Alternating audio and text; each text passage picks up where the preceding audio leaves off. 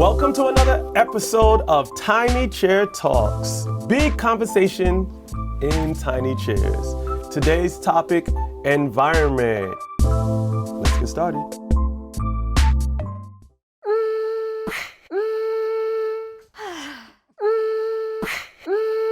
These are cozy.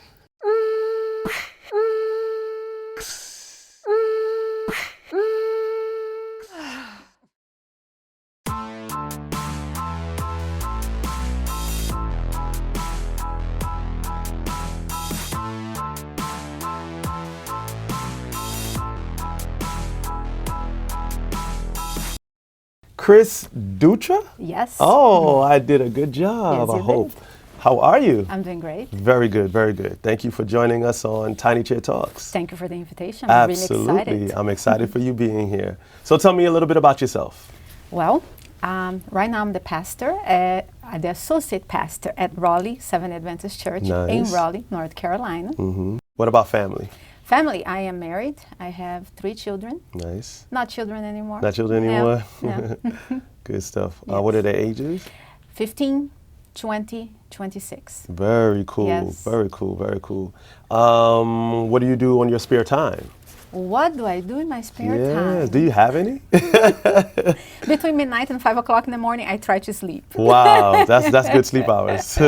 Very cool. Prior to being a pastor, what were you doing? What role were you playing in? Before I used to be a bank manager. Oh, very Yes. nice. Very nice. Miss it? Do you miss it?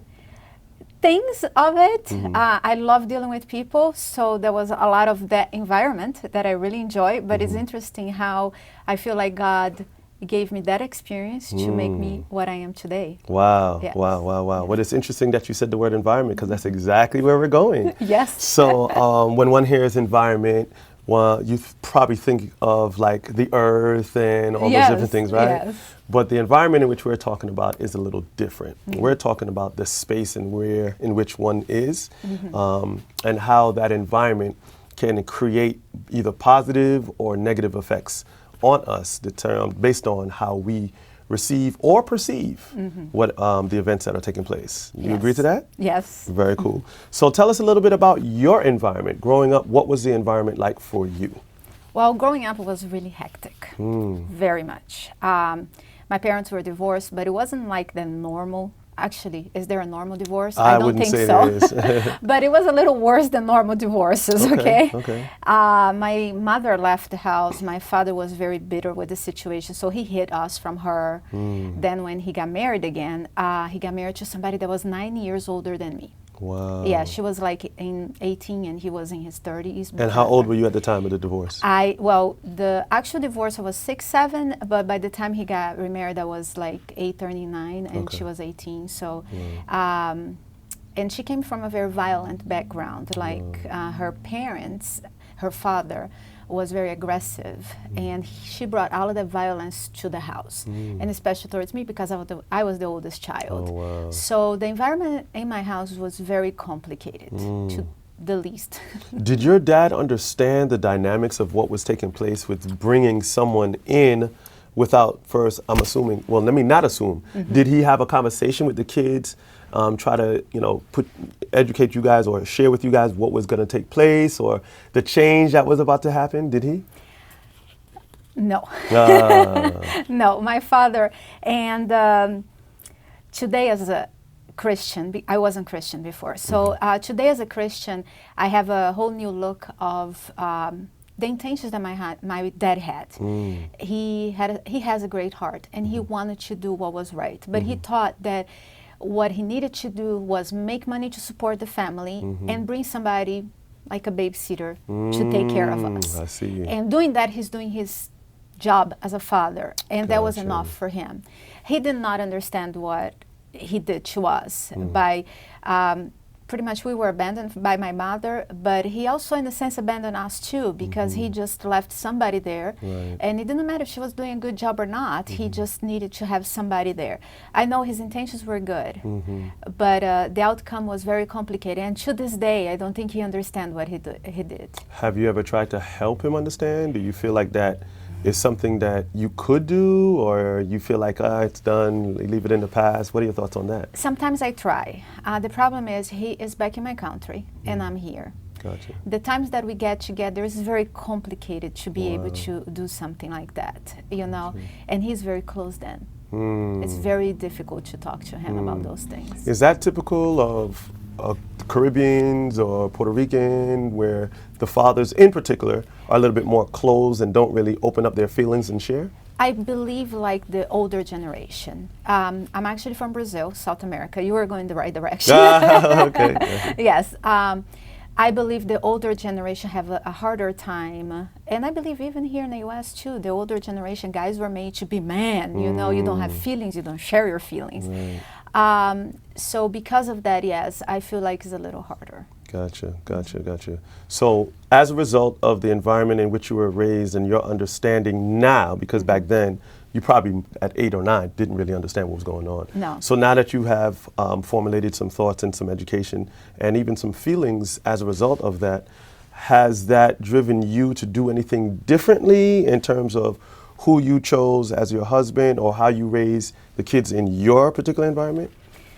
The journey was a little longer than just, I became an adult and now I understand. Gotcha. I really, even after being an adult, when I really started understanding this, was really when I became a Christian. So I still had a really wild, crazy life. Actually, the major change was with the way I raised my children.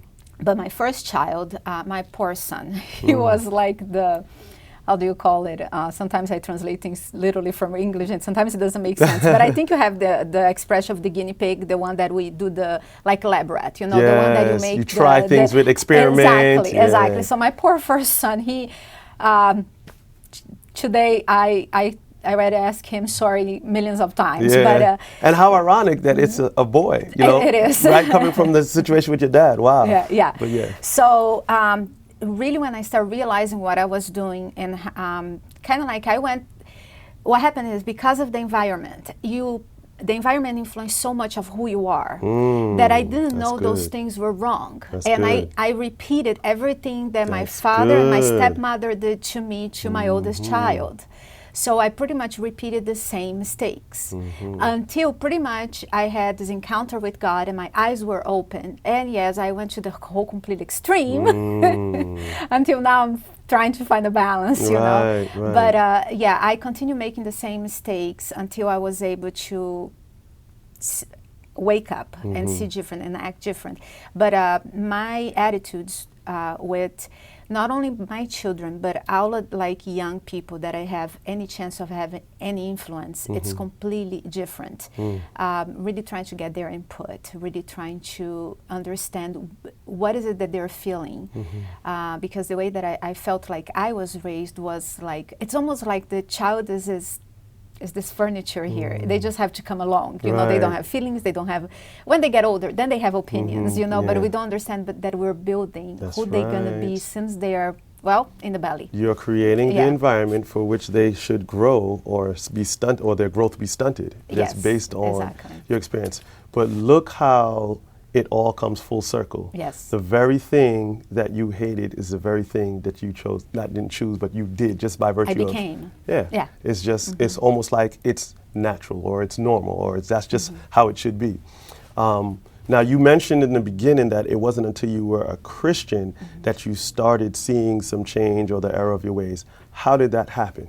That's when I became aware of what I was doing. What did that look like? What did that transition or change or the enlightenment, what did that look like? Well, first of all, I believe the Holy Spirit starts touching you. And somehow it starts kind of guiding you to things that helps a person. I feel the things was reading. I started reading, something that I really never cared in my life for it. Wow. And then I started realizing the things that I did exactly like my father and my stepmother did to me. You know, all of a sudden I caught myself yelling at my son and saying the exactly same sentences. Change doesn't come overnight. That's right. And even though I was aware and at some point I started changing, I still would do it again. But now because I was aware, I started to make those changes. That's good. That's real good. So it's funny how what I studied, I'm a qualified mental health professional, and for the most part, this is what I do on a daily basis, have conversations to bring to one's awareness the behaviors and how things come to being. Because like you said, change doesn't take place overnight, and you have to be active in the change process. Correct. You have to know what it is that you need to change in order for change to take place. You can't just say, I need to do something, but don't know what it is that you need to do. So everything that you mentioned lends to what we call the cognitive triangle. We have the event that takes place, then you have the thought, the feeling, and the action. Yes. And you were sharing how it was the Holy Spirit who kind of made all those things kind of make sense to you. And as a result of you reading enlightenment, the spirit of discernment coming upon you, you were then able to change the environment. And as a result of that, your eyes were opened up to those things that you were doing wrong and what not to do moving forward. Yes. So I'm assuming that with your second and third child, you had more insight, more information, you learned from your mistakes and things were done differently. It's like I have 3 generations in my house, which because they do have a space of like the first to the second, it's 6 years, the second to the third is 5 years. So because their ages are very far apart, and because I started changing as I was growing spiritually. That's good. That's good. How I raised them is completely different. To the point even that the oldest one sometimes is jealous, like they have life very easy. But then I do sit down with him and I do explain to him the change that took place in my life. And today he's so much more open. And for the longest time, he had a lot of hate and anger in his heart. Which he was not aware of it. And today he's actually open to seek help, counseling, and things like that. Very good. So there's a difference between understanding and agreeing. Yes. And while he may understand the generation and what has to happen because this younger generation and their social environment in which they are raised, he may not agree with how you are doing things. So there's the disconnect sometimes in just understanding those two differences. But that's awesome that he can at least have a conversation with you and you're able to share honestly. Because I have 2 daughters and the 2 of them are so very different. 4 years apart, not quite as big an age gap. But I know how with one child I can say one thing and she'll get it. And with another one, I have to do it totally same message, but different delivery. Yes. And sometimes as parents, we focus too much on the process rather than the outcome. And we have to catch ourselves with that too. You know, we have to treat individuals as such and not just like, well, these are my children, plural, and it's a blanket because, you know, life is not like that and God doesn't treat us like that. Yes. So that's interesting that you found that, and it is awesome that the Holy Spirit revealed that to you, because oftentimes we push our children away because of the environment when we were raised. Yes. We're using that same thing that we hated on our own environment when raising our kids. Yes. And it's funny, maybe you should give yourself some thought about it and you'll laugh about it while you think it.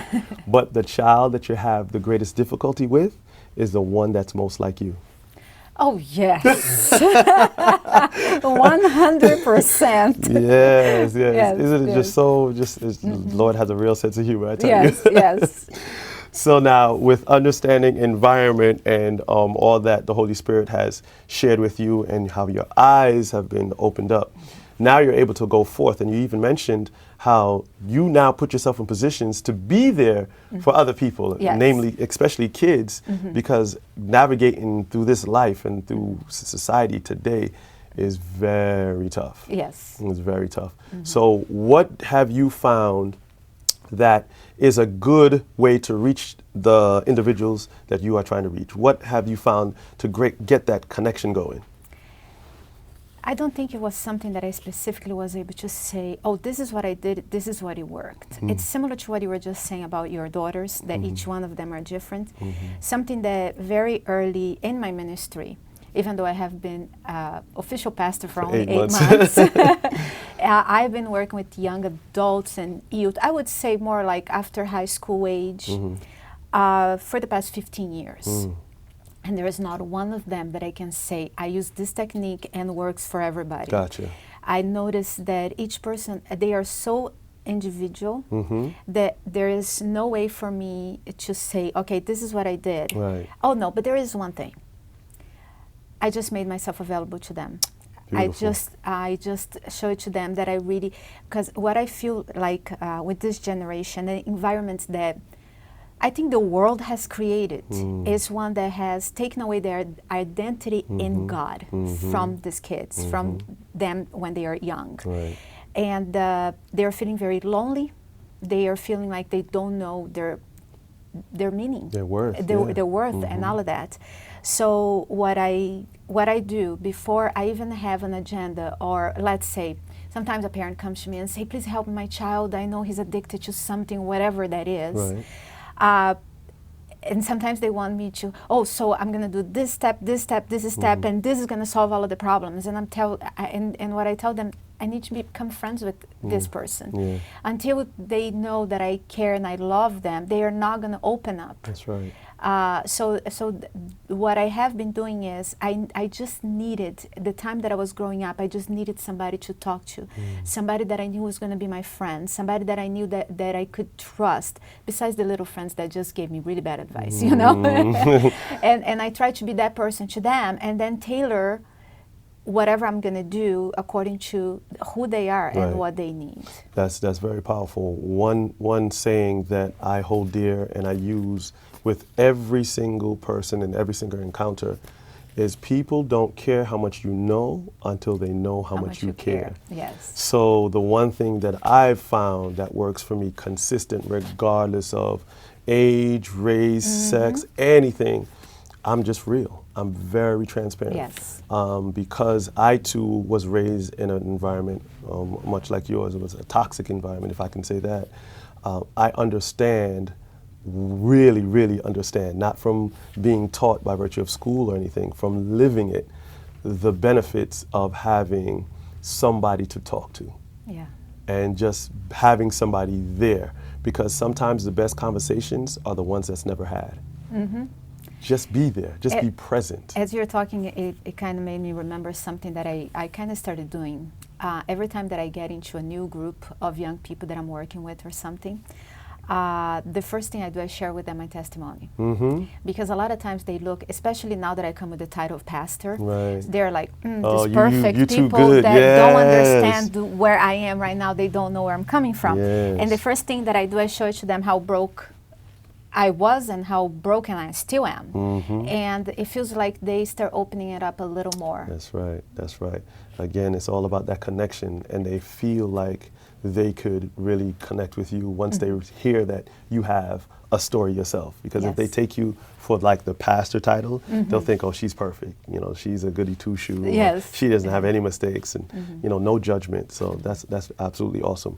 So if you could give one piece of advice before we close, what would that be, where you have both a parent who may be creating an environment that is harmful to the child, and what advice would you give to the child who may be experiencing some real side effects or some negative, you know, behaviors as a result of the environment? One beautiful thing that I learned is that even though we have a past and we had the environment that played a big role on who you became, we don't have to be a slave from that. Wow, that's deep. That's powerful. And I learned that from a very interesting place. I was listening to the radio. It was a Christian talk show, and this author, I never actually read the book, but the author was a secular author, and he was talking about, I disagree with his ideas, but the research that he did was interesting. They researched several children growing up, and especially twins that were separated. And they saw how children that genetics, they came from the same genetics, but they were raised in different places, and they still became very similar people. Wow. So in his idea, which I'm sure we need to do a lot more research, I don't agree with his end results, because he said, the title of the book was something similar to this, has been many years, that said, relax and have many children. Doesn't matter how you raise them, doesn't matter what you do, they're going to come out to be whatever they want, which I disagree with that precept. But it was interesting to see, and then I connected to Adam and Eve. They had the perfect environment, and they still, the choice that they made. So yes, the environment plays a huge role, and I know that where I came from. But it's not the only part, and we don't have to be slave of that. Don't let the environment define you. Don't let that define you. That's awesome. Because like once I became aware of it, it's so hard. If you have a good environment, so to the parents, create that good environment. Sometimes I tell parents, treat your children like you treat your neighbor's children. Wow. You see your neighbor children and they're doing something wrong, and most of the time, I'm not talking about those crazy people that would be like crazy, you know, but most of the time you're much nicer with somebody else's kids. Yeah. Put yourself in like if it's a stranger, how would you treat them? And you would be a lot more patient. And to the child that is now growing up and becoming aware of, wow, how bad my entire environment was and all of that, do not let that make you a slave of it. That is awesome. Thank you so much for that. I appreciate it. Thank you for coming on the show, Thank Cris. you. And we will see you again, I'm sure. Yes, thank you. Again, thank you guys for joining us for another topic of environment, Tiny Chair Talks. If you have any questions, comments, please don't hesitate to leave them below. Contact us for any information and continue to pray for us as we do the same for you. Until next time.